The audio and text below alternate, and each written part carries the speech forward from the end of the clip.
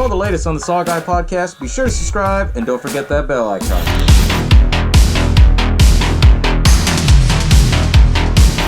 Welcome to the Saw Guy podcast. As always, y'all know, I am the Saw Guy, and today you're joining me to find out the Shining theories.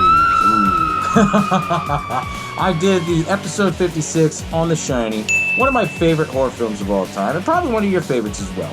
And what I love about this film is that it's so complex, so unique, and so different that so many people have gone out there and said that this film is based on this film is based on that, you know, and all these crazy different theories that explain The Shining as what it was as a whole film. And, you know, the reason why a lot of people come up with these theories is because Stanley Kubrick was very unique in his work. You know, he liked to have everybody, you know, reshot a scene for like 30 or 40 times until it was exactly what he wanted. He had product placements in certain spots so that way you could see behind in the camera. He was very much perfectionist, and a lot of people come up with different ideas and theories on his most famous film, The Shining. Interesting enough, you know, as I was doing this research, I wanted to include all these theories into the original episode 56. The problem was, there's so many theories that I couldn't squeeze it all into one episode for you without extending the episode to like 40, 50 minutes, maybe even longer than that. So this segment is all dedicated to all the theories of The Shining and what people have brought up and what's the more well-known theories, what's my thoughts on it, and, you know, give me your take on it. You know, I want to hear your thoughts on it as well. Let me know in the comments below, because I'm always anxious to see what you guys think on The Shining and your theories on it. And before I get started, I recommend check out this documentary film called Room 237. It was released in 2012, but the film is called Room 237. It's a 4-hour documentary breaking down all the different theories of The Shining, and, you know, some of them actually came from this documentary as well. So check it out if you're a big fan of The Shining. But anyways, the first theory that a lot of people know already was the fact that it ties in with the Apollo 11 moon landing. There's this whole crazy theory that the moon landing was faked, and the person that helped out faking the moon landing was none other than Stanley Kubrick. And they said, as his apology and his admittment to say that he was involved in it, that he put in a lot of Apollo 11 references in this film, right? Which I thought was crazy. I was like, no, there's no way. But then you sit back and actually watch the film. You know, you see Danny, he's playing with his toys, and when the tennis ball scene comes up, you see him standing up. He's wearing a sweater that says Apollo 11. And if you look at the way how Jack Torrance was typing all, and, you know, all work and no play make Jack a dull boy, the way that all is spelled out, it's spelled as A11 for Apollo 11.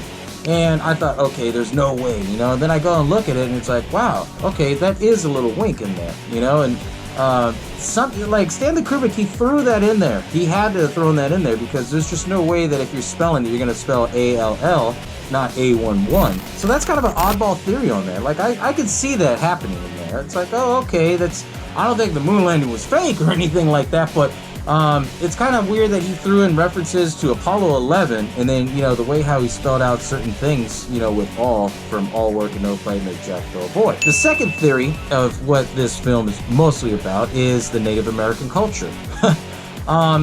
You know, this one, it's kind of with me because of the fact, in the movie, you know, as Mr. Ullman's showing Jack and Wendy all around, she asks questions like, oh, when was it built? And then that's when he was telling them, oh, it was built, you know, in 1905, and they finished in 1907. It was built on an Indian burial ground. And I get where it's coming from, because Stephen King, you know, most of his films are all about Indian burial grounds when it has to do with anyone being buried. I mean, look at Pet Sematary. So I'm thinking, okay, that can't be Kubrick's way of doing it. But then you start thinking about the Colorado Room, right? And the Colorado Room was based off of the actual Colorado Room in the Ahwahnee Hotel in Yosemite. And shot for shot, it looks exactly the same. And, you know, I used to go up there a lot as a kid, and you couldn't even tell the difference between The Shining and that room. That's how well they built it. And the fact that they had a lot of these artifacts in there that matched it. But then there's other scenes where they're in the room where it shows that either Jack is staring off, or, you know, during the baseball scene where he's walking up the stairs and, you know, he's telling Wendy, give me the bat, give me the bat. There was this big ass, you know, Native Indian statue, and it shows that it was right there when they were arguing. As soon as they get up on the stairs, now that statue's gone. Like, what the fuck? There's some weird points into this, you know, and I get that it talks about like the Native American culture because of the fact they show that there's this baking powder. and this baking powder was called Calumet. And Calumet, I guess this is what I read on the theory. Calumet means peace pipe, I guess, in a Native American tribe language. And, you know, he put it in there specifically, you know, he put the one can that was right there on the side next to the Tang. Interestingly enough, Tang was the orange drink that astronauts prefer when they were in space. So it kind of has this weird twist into the theories. I mean, some of it is believable. Some of it has got me thinking like, why would he put that there, you know? And then that's what this film, I think, is supposed to make you think. Number 3 has to involve the Holocaust. Interestingly enough, Stanley Kubrick, he wanted to do a film on the Holocaust. The only problem is he dropped out because he didn't want to, you know, dive into the whole truth, because he says, okay, well, the truth, people can't handle the truth, basically. But the Holocaust, there's a little references here and there that what it's about, you know? Room 237. This is the conspiracy theory that 2 times 3 times 7 equals out to, you know, 237. Then there's a lot of reference to 1942, such as, you know, when Wendy and Danny, they're in like the hotel lobby, they're watching the TV. The movie they're watching is Summer of 42. What happened in Summer of 42? Well, the Holocaust happened, which I thought, whoa, okay, that's really good, interesting take on things. And I do believe they reference this in Room 237 documentary. They go into it in depth, that everything has to tie into the number 42 for some odd reason. That was another good theory on there, but I mean, after watching this film for so many times for the episode, there was a couple references that I picked up. Other ones I was just like, I'm not sure about that. The 2 other ones, I don't know about this one. These 2 other ones are really unique, I should say. One of them obviously has to do with the whole Illuminati and all that crap, and it says, oh, you know, well, the Illuminati, he threw in a lot of references and triangle and circle shapes and everything, because it's all supposed to be about the Illuminati.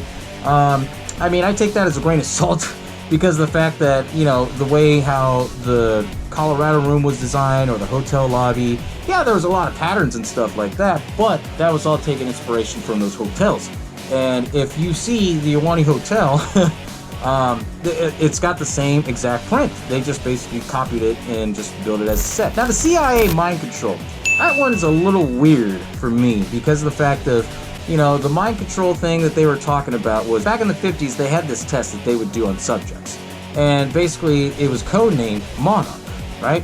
And Monarch was basically the code name of the test that they were doing on these people that they tried to mind control.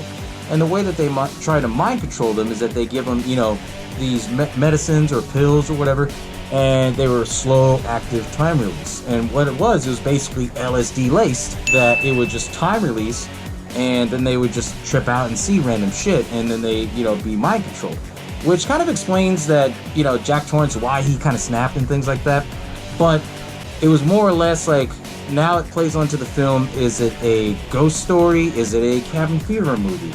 Is it a movie where he just loses his fucking mind from cabin fever? Is it that he loses his mind because he was part as the CIA test subject? Because, you know, the movie doesn't describe much of his previous life, as in the book, where it says, okay, he was a teacher, this and this and that. The movie doesn't explain anything, so it kind of leads you to believe, maybe, could this be true? Another reference to it was the first time when Danny sees the Shining Girls, or the twins, is that they're standing right there, you know, on the edge, by the door, and then next to them there's a poster, and on the poster, it shows somebody skiing, and then it says Monarch, and it's like, whoa, okay, so Monarch, that's his wink, that it has some kind of connection with it. There's some kind of wink in it. And the main theory that I believe in all of this film, it really kind of has its own legs and stands up and really supports this idea, and I agree with it 110%. But it has to do with mirror imaging, right? Anytime you see a mirror in this film, there's always some kind of reference to good versus evil, yin and yang. And I do believe that because in the beginning of this film, you hear Mr. Ullman, he starts talking about this guy named Charles Grady. And Charles Grady was the one that snapped and killed his daughter and killed himself. Well, when Jack meets the butler and he says his last name's Grady, his first name's Dilbert. So wait a minute. There's a Charles Grady and a Dilbert Grady. The film never explained that they were two and one, you know, so it has to believe that there's some kind of connection where maybe Charles was his middle name, maybe Dilbert was his real name, right? And it shows the lesser of two evils. Dilbert Grady. So it's, That's right, you know, there's a good side to them, there's a bad side to them. And it's very, like, wow, eye-opening, you know, because it tripped me out for a second. And if you think about it, like, look at Danny. Danny had his good side where he played Danny. He had a smart, shiny side, Tony, you know, so there's a good and the evil on that. You look at Wendy. Wendy, she was basically a mom who loved her husband, but at the same time had to, you know, change into this other person in order to survive this whole fiasco of what was happening in The Shining. You take instance like Dick Halloran. Dick Halloran, he was, you know, he was a cook on one end, but he also had the shining power on the other. So it was a lot of good versus evil kind of thing. And I do believe that this story was kind of meant to have that kind of feel to it. I believe. You know, more or less on the theories. Because, you know, thinking of, now you're reading between the lines too into it, you know, with the whole CIA and Monarch. I think Stanley Kubrick, he put that in there as kind of a ha-ha reference and a joke. I don't think so much about the Native American. I think he wanted to bring awareness about the Native American culture and how Americans, they kind of took over the native land and things like that. I get that. Which is why he had like the whole Colorado room where it was all Native Indian artifacts. But then you see it, and then they take it out, and then they put it in again. It was just like, whoa, well, that was kind of a trip, you know, because Stanley Kubrick was always known as a perfectionist, and he had his fingerprints all over on this film. Everything from directing, watching over the cameras, and I'm pretty sure the editing process as well. And I know for a fact there's no way that he would have been like, oh, you know, let's put in this continuity error where there's something here, and then it's not here, then it's here, then it's not here. I think he deliberately did that. He had to have. I mean, anybody that's that much of a perfectionist would notice, like, if something's moving from shot to shot. And I think he definitely put that in there for the Native American tribe. Now about the Apollo 11. The Apollo 11 thing, I don't know if it's because he was into space and everything like that, because he did that space film. But I know the reason why is just, I think he had to throw in that wink in there, just because it was a reference to what he had worked on previously. And how people would talk like, oh, the moon landing was fake. So I think he did that in there, but not as to say of like, hey, the moon landing was fake, I was part of it, you know, that kind of thing. But it's an interesting take out. A lot of these, you know, theories come out and it's just like, holy shit, like what? And you can see why that I had to do this as a separate segment video, because a lot of these, if you break them all down and see the movie, it's just very interesting. Just like, wow, okay, I could see with the Native Americans, I could see with the Apollo 11, you know, the whole Dilbert Grady thing. That kind of threw me off because, you know, after watching the film, you know, the seventh time I finally got it, where he's like, wait a minute, why is his name Dilbert? And Ullman said it was, you know, Charles. Like, there's some weird connection here with this, you know? And so, you know, that's where it leads me to believe that it has to do with something with the mirrors, because anytime you see them go crazy, or you think something was going to happen, there was always a mirror scene. Where you see a mirror scene, you know, whether it's Wendy talking to Jack in the beginning of the film, you know, after she made a breakfast, or, you know, he's in the bathroom talking to Brady. Little things like that, or the whole Red Rum scene, you know. There's a lot of references to good versus evil in this. And that's why I think, like, whoa, okay, this is where some of the theories come out, where it's like, okay, I get where this film is. It's a very complex film in a simple plot, in a way. But like I said, you have to check out Room 237, that documentary. It's a great fucking documentary on this.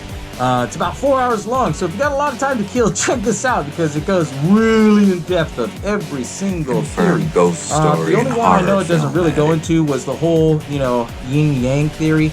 I mean, it touched bases on it, but I mean, if you watch the film and actually pay attention to see, like, when there's the mirror scenes, and you pay attention to some of the dialogue, you start to kind of think, like, okay, there's something different here with this. But check out Room 237, and if you've seen that film already, let me know your theories on The Shining as well in the comments below. I'm always interested to, you know, hear you guys' thoughts and everything like that with this. But thank y'all for tuning in on The Shining theories, and I'll catch y'all next time, as always.